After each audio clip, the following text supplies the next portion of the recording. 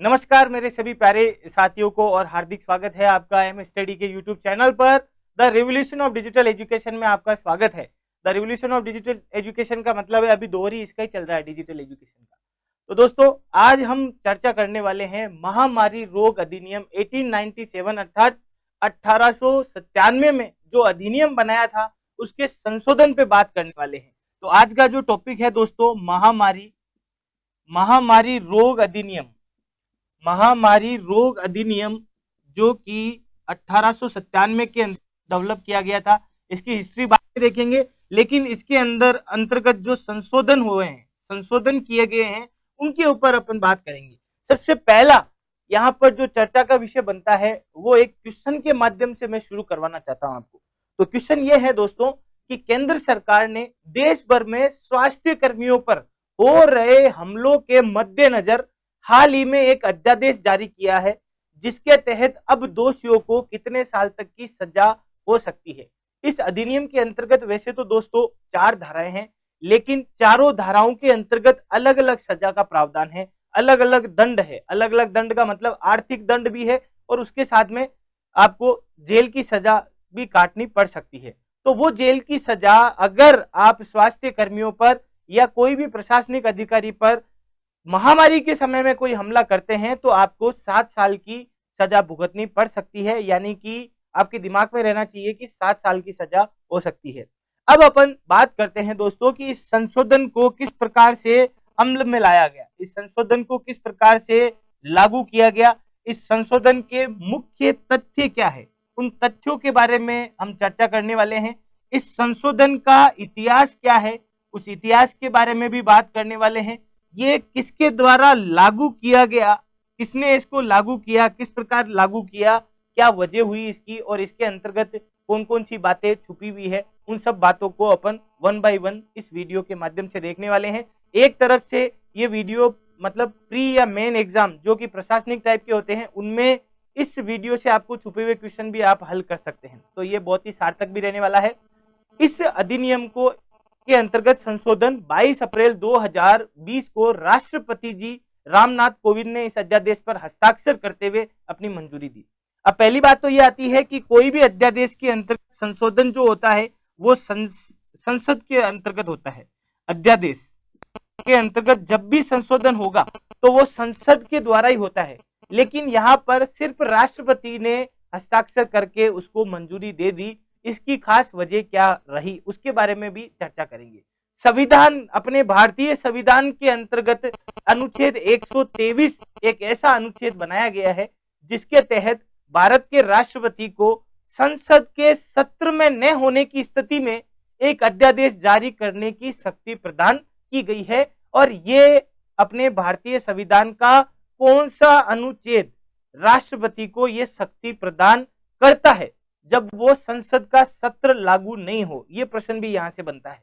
तो वो कौन सा अनुच्छेद है? अनुच्छेद 123 के अंतर्गत, अनुच्छेद 123 के अंतर्गत राष्ट्रपति को यह शक्ति मिली हुई है कि वो जब संसद का सत्र नहीं चल रहा हो तो कोई भी अध्यादेश जारी कर सकता है। उस अध्यादेश की वैल्यू क्या रहती है उसके बारे में भी बात करते हैं। एक अध्यादेश पर राष्ट्रपति के हस्ताक्षर के साथ ही वह संसद द्वारा बनाए गए कानून के बराबर मूल्य का हो जाता है।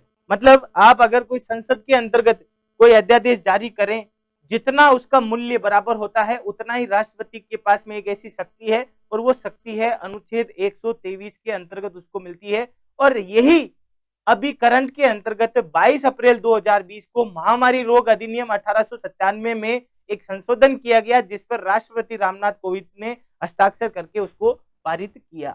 तो ये तो थी बातें किस टाइप से लागू किया गया, किसके द्वारा लागू किया गया। अब चलते हैं हम संशोधन की तरफ। तो संशोधन में कौन कौन सी बातों को रखा गया है, उन बातों को मुख्य तथ्यों के साथ में हम देखने वाले हैं दोस्तों। तो चलते हैं। अध्यादेश के अंतर्गत हिंसा की गतिविधि। अब सीधी सी बात है कि हिंसा यहाँ पर वर्ड लिया गया है। अगर आप सबसे पहली चीज आप याद रखें हिंसा, अगर आप स्वास्थ्य कर्मी या किसी भी प्रशासनिक अधिकारी के साथ में हिंसा जैसा या कोई बदसलूकी करोगे तो वो इस वॉयलेंस अर्थात इस अध्यादेश के अंतर्गत आएगा। हिंसा के साथ में या भी जो भी अपने स्वास्थ्य कर्मी हैं जो भी स्वास्थ्य कर्मी हैं उनको भी इसके अंतर्गत लिया गया है। उनके ऊपर हमले को मद्देनजर रखते हुए इसमें बदलाव किया गया है। संपत्ति को लेकर के इन तीनों बातों को दोस्तों एक धारा है इसकी, वैसे तो इसकी 4 धाराएं हैं, वैसे तो इसकी 4 धाराएं हैं, लेकिन इन सब बातों को धारा 1A में जोड़ा गया है, धारा 1A में जोड़ा गया है। तो यहां से जो क्वेश्चन बनता है, वेरी इंपॉर्टेंट क्वेश्चन बनता है कि जो महामारी रोग अधिनियम जिसके अंतर्गत संशोधन किया गया है, जो संशोधन 22 अप्रैल को किया गया था 2020 के अंतर्गत, उसको उस संशोधन को किसके अंतर्गत जोड़ा गया है? धारा 1A के अंतर्गत जोड़ा गया है। अब हम इन तीनों चीजों को बारीकी से समझने की कोशिश करते हैं कि हिंसा को लेकर के क्या क्या बातें बताई गई है इस संशोधन के अंतर्गत। इससे महामारी के समय में जो लोग कार्य कर रहे हैं, जिस प्रकार से अभी स्वास्थ्य कर्मी सेवाएं दे रहे हैं, तो उनके संबंध में परिभाषित किया गया है। वैसे तो ये 1897 में बनाया गया था, एक महामारी फैली थी उस टाइम, लेकिन अभी के हालात पर थोड़ा सा गंभीर ध्यान दिया गया कि कुछ लोगों के द्वारा स्वास्थ्य कर्मियों पर अटैक किया गया था, तो उसको हिंसा के अंतर्गत ठहराया गया था और उसी के संबंध में इसको परिभाषित किया गया है। उसके बारे में किस प्रकार से परिभाषित किया गया है, वो भी छोटी छोटी बातें हैं, वो हम बारीकी से जानते हैं।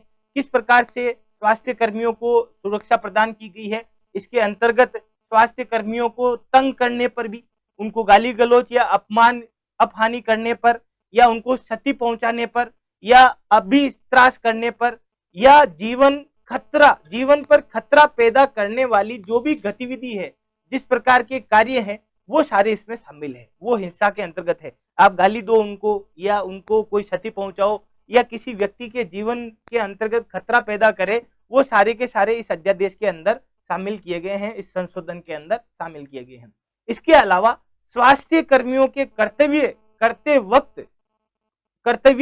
वक्त किसी भी प्रकार की आप बाधा पहुंचा रहे हैं उनको, या हिंसा की गति या हिंसा से संबंधित कोई भड़कीला भाषण या किसी भी प्रकार का जिससे कि वायलेंस उत्पन्न हो, उस प्रकार की अगर आप गतिविधि के अंतर्गत पाए जाते हैं, तो भी आप इस अध्यादेश का उल्लंघन करते हुए पाए जाएंगे और आपको 7 साल की सजा और 5 लाख रुपए का नगद दंड भुगतना पड़ेगा। इसके अंतर्गत जो दंड लिए गए हैं उनकी भी हम बारीकी से बात करेंगे। तो दंड के बारे में, अगर आप इन सब का उल्लंघन करते हुए पाए जाते हैं, तो आपके ऊपर कौन कौन से चार्ज लग सकते हैं, उनके बारे में भी बात कर लेते हैं हम। स्वास्थ्य कर्मियों पर अगर आप हमला करते हो, तो आपको 5 लाख रुपए तक का जुर्माना या 7 साल की सजा हो सकती है, या कोई भी व्यक्ति जो हमला करे तो उसको 7 साल की सजा होगी, ये मैंने आपको बता दिया है।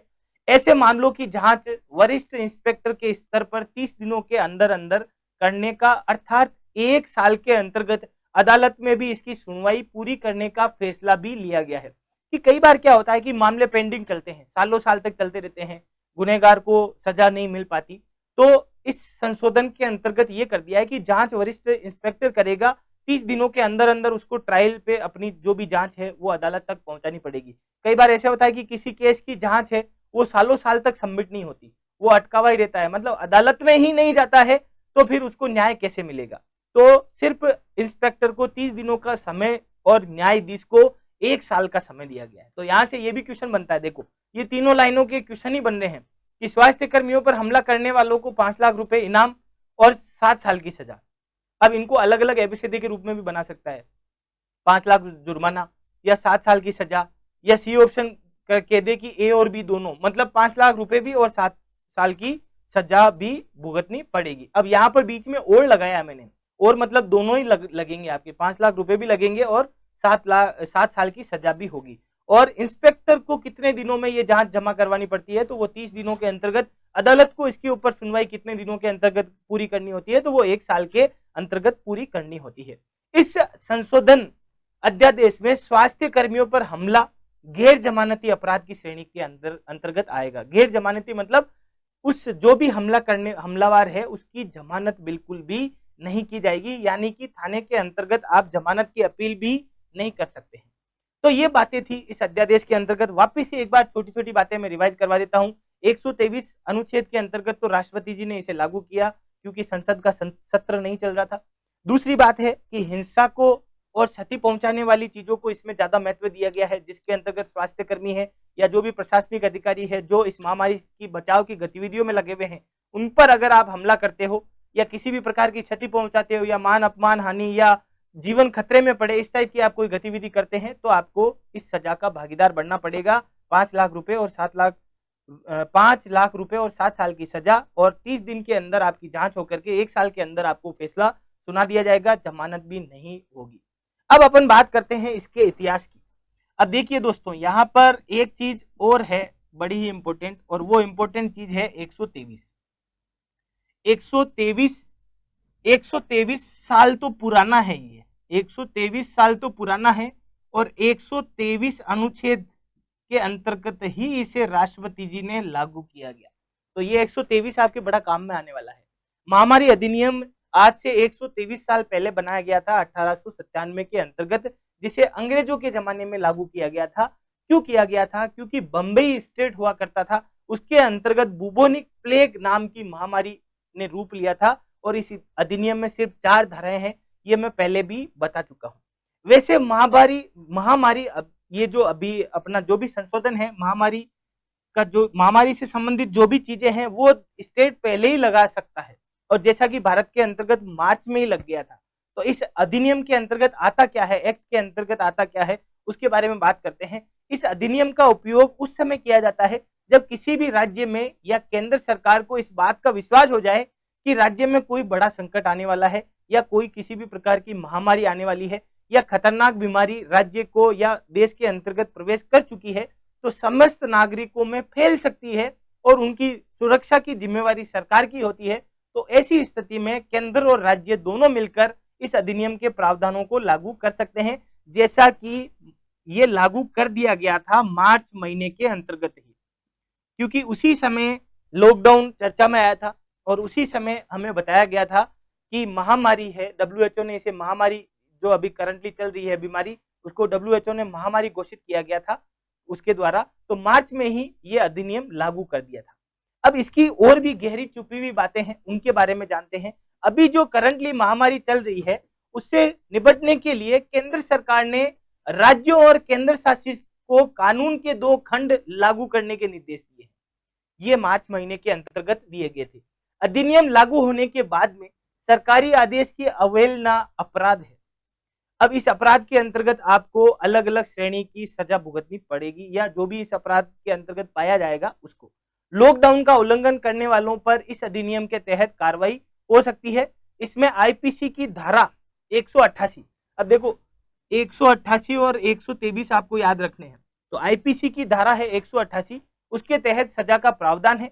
ये कानून अधिकारियों को सुरक्षा प्रदान करता है और एक्ट के सेक्शन 3 में जुर्माने का प्रावधान भी है, और जुर्माना अलग अलग है, 1 लाख से 50,000 का भी है, 5 लाख का भी है। तो अलग अलग 4 धाराएं हैं, उसमें अलग अलग जुर्माने हैं। अगर आप किसी भी टाइप की अवहेलना करते हुए या कोई भी व्यक्ति किसी भी टाइप से अवहेलना में लिप्त हो तो उसे अलग अलग धारा के अलग अलग सेक्शन के द्वारा सजा का प्रावधान है, और 3 जुर्मानों का प्रावधान भी है।